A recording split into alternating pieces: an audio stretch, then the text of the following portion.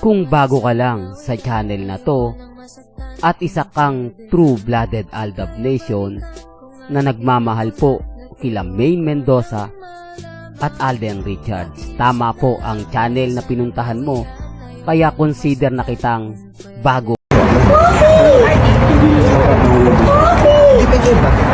Twice kasi yung virus.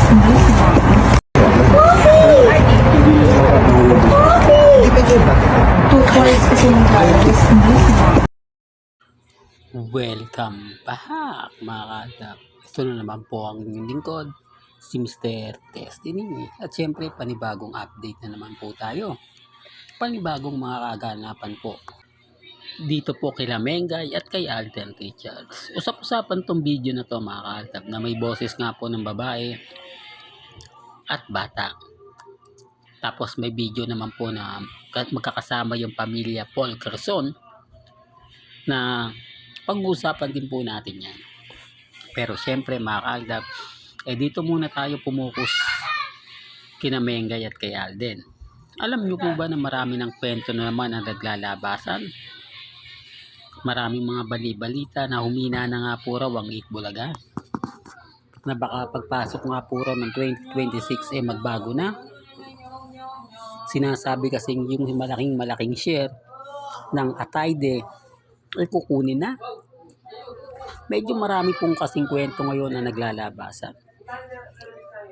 Dahil kumbaga maraming nagsasabi na dahil nga po sa ginawa ng Itbulaga ng pambabastos, pag hindi pagpapakita kay Congressman Arjo, magiging sapat na rason na raw po.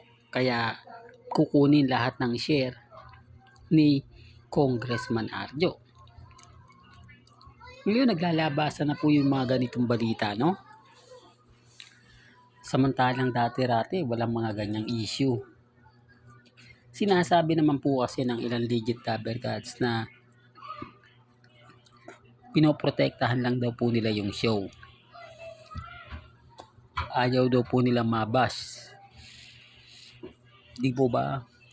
Ayaw lang nilang masangkot sa flood control project.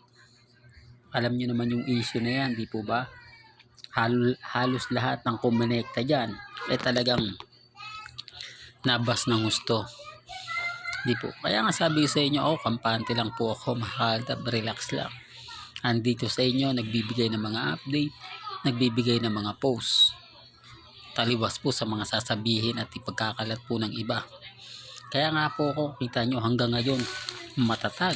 Hanggang ngayon, hindi natitinag. Ganyan po kalakas si Mr. Destiny. Tapos sasabihin nila, tayo yung mahina. Tayo yung walang ala. Tayo yung umaasa lang po sa mga komento sa social media. Hindi po. Kasi kung komento lang po, abay araw-araw may update tayo sa dami na nagko-komento. Pero komento lang po yun At yung mga tao na naandun, hindi natin sigurado kung totoo nga po ba yung sinasabi nila. Samantalang dito po sa mga photos na may mga kasamang mga pasaring, talaga naman pong nakakatuwa. Sample lang po itong video na pinakita ko po sa inyo. Di po ba? Maraming mga komento na nagsasabing ito na yung mga isa sa resibo kung bakit daw po hindi nagsalita si Tita Jo o yung kapatid ni Dati Bay na nag-greets kay Alden Richards nung 15 years sa anniversary niya. May hindi nga po nabanggit na bumuo ng pamilya. Doon pa lang panalo na po ako Hindi po ba? Doon pa lang po masasabi nyo na natama yung mga pahayag ko. Wala po. Kaya nga sabi ng iba, walang pamilya, walang kamag-anak na hindi po magsasabi na sa edad ni Alden Richards hindi siya bubuo ng pamilya. Sinasabi nila hindi, nagkakataon lang yung sinasabi mo, Mr. Destiny. Hindi naman niya na hindi naman niya na kumbaga umaayon. Pero gaya na sinabi ko, hindi po tayo namimilit sa kanila. Kaya lang, problema lang mga kaaldab, apektado sila. Hindi po ba? inis sila, galit sila, pero ramdam mo yung kumbaga presensya nila. Kaya nga po ako mga kaltab, masayang masaya. Lalong lalo na nga po na nakikita ko na po yung sitwasyon. Nararamdaman na natin yung mga bagay-bagay na hindi po natin nararamdaman ng 2024. Oh, real talk mga kaltab. Kaya nga po mas marami affected ngayon eh. Mas marami naiinis. Maraming mga kwento ang lumabas. Pero lahat po yan nagawa po natin. Lahat po yan masasabi natin na naglaho na. Kaya ang sabi ko sa inyo mga kaldab, magiging relax lang po kayo. Maging matatag. Maging kampante. Hayaan nyo lang po yung mga taong bitter po. Yung mga taong affected. Yung mga taong galit na galit at inis na inis. Pero okay lang. Sabi ko nga po sa inyo, ako naman po yung tipo na kapag nagbigay ng update, nagbigay ng mga kaganapan, 101% galing po yan kina Alden at kay Ming. Po ba? Hindi naman po natin to magagawa kung tayo lang. Siyempre, kailangan po ng suporta ng pamilya Mendoza at pamilya Ataide. Ang problema mga kaaldab, wala eh. Andun na tayo eh. Andun na hindi nila kayang tanggapin. Gaya po ng sinasabi natin. Boses ng bata, boses ng babae. Common sense na lang kung sino yun. Hindi naman pwede sumamatay nyo. Samantalang lahat ng mga naandun ay present. Maliban lang po sa mga boses na naririnig natin. Hindi po ba? At kung may video sana na bata na lumabas sa latest post ng pamilya Paul Carson, wala naman po tayong nakita eh. Kaya magiging katanungan pa rin yun.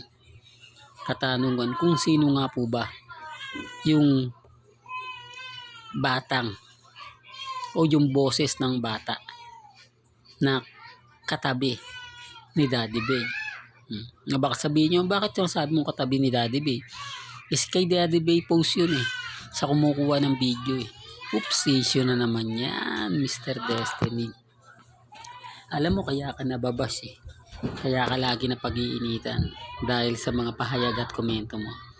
Pero gaya ng sinabi ko, nire-respeto ko po kayo at ginagalang.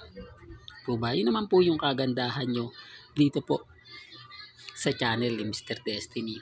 Yung nagiging updated po kayo sa lahat.